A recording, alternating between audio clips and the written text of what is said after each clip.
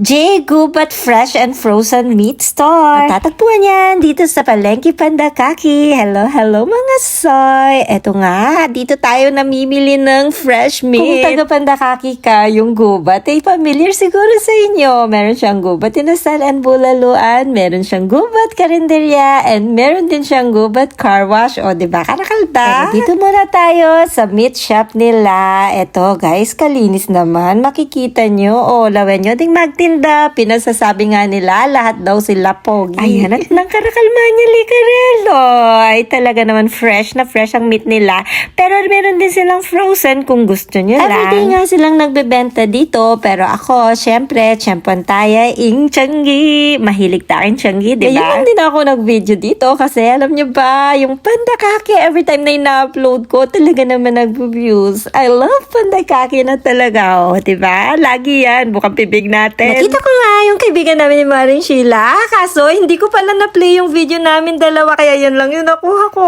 Yaya ko pa man din siyang mag-TikTok, Sis Charlene. Thank you. Sa tabi naman ng J. Gubat, dito naman ako namimili ng mga frozen. Ay, nalakarakal pagpilian. Sayang nga lang, wala yung hinahanap kong hash brown. Pero okay na din. Madami na din ako nabili. Diyan din ako bumibili ng pang shabu-shabu na paborito ng mga anak ko. At dito naman tayo namili ng paro at mga isda. Kaso paro may selling. Ayan, at family na akong mga ragul. Salamat po, paborito namin yung paro at na yan. Siyempre, mahilig taking tilapia. Kaya naman dito ako namili. Sabi ko, dagulaning pilian. Nakita ko nga si Darandina. Ay, ni kaagad akong nag-bless sa kanya at pinuntahan ko. Sayang nga lang, nakabili na po ako ng paro next time. Ayun nga, at may nakakilala sa akin. O, diba? Kahit ako sikat. Shoutout sa'yo. Hindi ko alam pangalan mo. Nagbablog daw ako. Sabi ko naman, nagsasa-vlogger lang po. Eto, at niyaya ko na yung biyanan ko. Nakalimutan ko nga bumili ng liampo. Kaya ito, napapalik ako sa J. Gubat. Nadatnan ko nga si nanay na humihingi sa akin. Ay, binibigyan ko naman lahat. Hindi ko na lang na-videohan. Madami yan. Nire-ready ko talaga yung 10 at 5 ko para mabigyan ko naman sila. Kasi nga lang si nanay, ito na-tsyempuhan ako. Humingi siya ng 50. Kaya naman, ayan, binigyan ko na siya ng 100. Sabi kasi niya, yayaman ako. Tapos, eto na nga. At dito naman tayo sa prutas. Ito talaga yung binibili ko dito at yung mga gulay. Kasi nga may sakit yung mga anak ko, inuubot sipon, kailangan nilang lumakas. Ay nuko, kailangan yung pagkain nila ay healthy. Dahil nga hindi tayo sikat, wala tayong taga-video, kaya ito, kinakarir na lang natin mag-isa. Ayan, bili ko Nemo pa. Wala lang, hilig ko na talaga yung mag-video at mag-vlog-vlog. Dati akong live streamer sa YouTube, kaya kumikita dun ako. Kaso wala na akong disnan nung galing ako ng Canada. Eto, at nagtsatsaga tayo dito. Malay mo naman, di ba, makachempo. Dito naman tayo namili ng ibang prutas at mga itlog doon. Kaso meron pa ako. Nakita nga namin si Sis Marisa at ang kanyang hubby. Shoutout sa'yo. Sabi ko, nagbibideo ako. Dinala na muna namin yung mga pinamili namin dito sa sasakyan. Ay, mali yung ginawa ko. Wala akong dinalang batya. Ayan, tuloy nangumoy yung aking sasakyan. Sa ngayon, ayan, binuklat king sakyan ko. Mamaw yung isda. Ay, nuko, napamaw ka lang ba timbaw?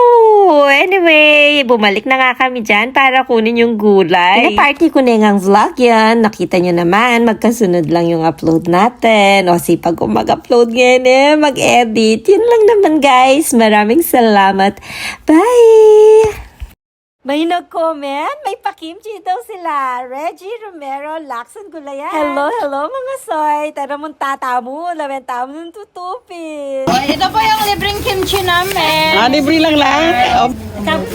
Ay, dalawa pa na. Kasi sa'yo yung isa.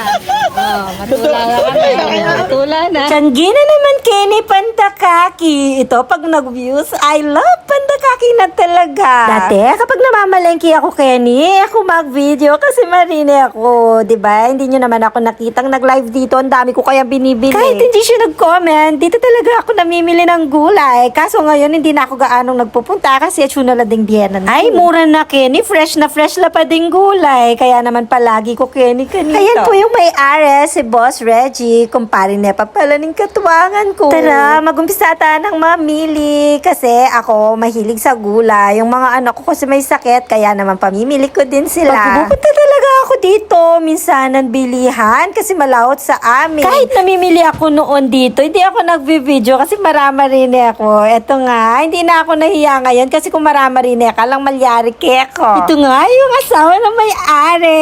Salamat sa pag-kimchi, sisi. Ayan, nakita ko nga si Darambi siya. Dito din yata sila namili ng gulay nung minsan, sabi niya. Halos ng taga-Pandakake, dito yata namimili.